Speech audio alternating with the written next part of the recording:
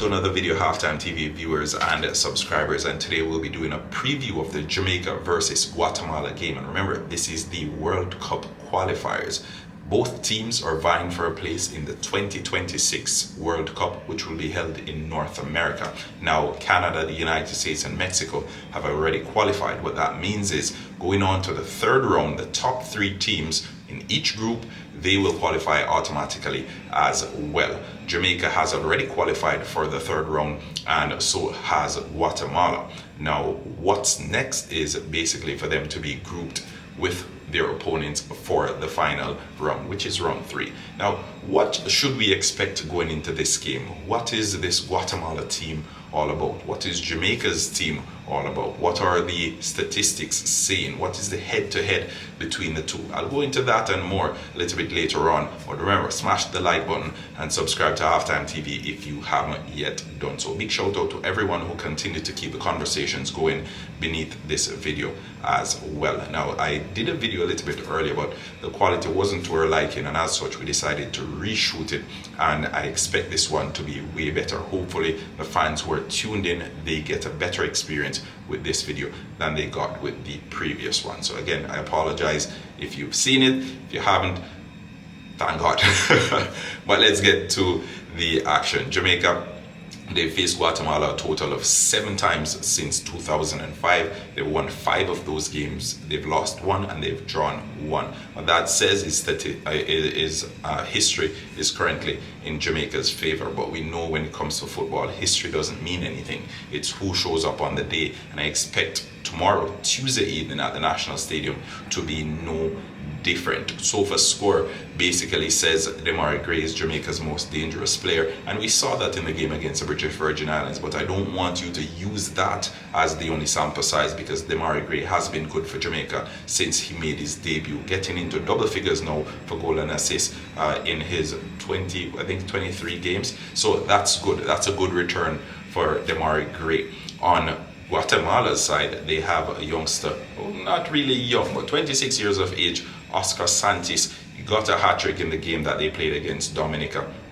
And I think this game that they will be coming into, it will be something different. It will be one of those games where Jamaica will be looking at Oscar Santis, and Greg Lay will need all the help he can get. So expect Demarai Gray or Ronaldo Cephas to be tracking back, if both of them start, to help out Greg Lay, because we do not want Santis being given too much room, because we see what he does when he gets room. Okay, so overall I expect it to be a close encounter. Personally, I'm going for a draw, 1-1. If Guatemala gets a draw, they will advance as top of the group. Currently they have a goal difference of +11. Jamaica has a goal difference of +3. Both teams have conceded only 2 goals throughout the second round. So I think Jamaica, going into this, they have the better individual players, but Guatemala, they have been good, and the players that are lining up for Guatemala, they've been good. They've been working for each other as a team, and that's what I think has contributed to them getting those results. Jamaican team, they've struggled to create a lot of chances, and that's something to be worried about. Demarai Gray, in the previous game, he was the one cutting inside and trying to find those defense or those line breaking passes, and he did so successfully on a number of occasions. But again, we need to do better as a team. We need to create more for our attacking players. Maybe, just maybe, the coach decides to put Leon Bailey in from the start this time around and have a front 3 of Leon Bailey, Cephas, and Warner Brown. I think Warner Brown, getting on the score sheet, basically made a claim for himself to say, I deserve to be in this team, especially since Shamar Nicholson, one of Jamaica's out-and-out strikers, he has been left out of this squad. Romario Williams, he came on and he gave a good account of himself in that game against British Virgin Islands. But again, let me say, the British Virgin Islands was not the greatest competitor if you are to basically formulate an opinion of the Jamaican team, right? Yeah, so the pitch wasn't great. The opponent in BVI wasn't the best, and as such, like, players can have great games, and at the same time, the pitch not being up to par may contribute to the players having bad games, right? So how will the grouping be determined for the next round? And I think the groups will be determined on Wednesday of this week but the groups will be determined through the FIFA ranking as of June 2025, which is this month. So as of this month, what is your ranking? As of April, Jamaica was ranked 63, Guatemala was ranked 106.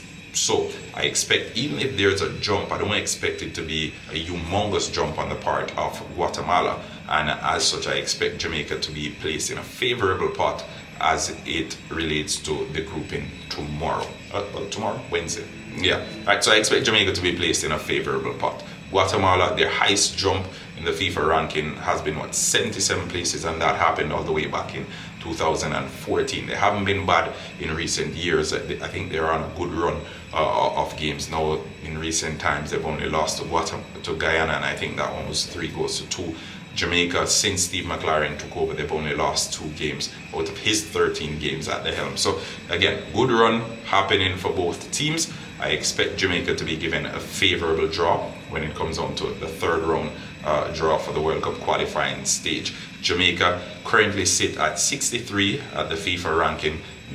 Basically their lowest ranking since 2023, and Guatemala since 2023 they have failed to dip below 100 on the FIFA ranking. So I expect this one, again I'll say it, to be 1-1.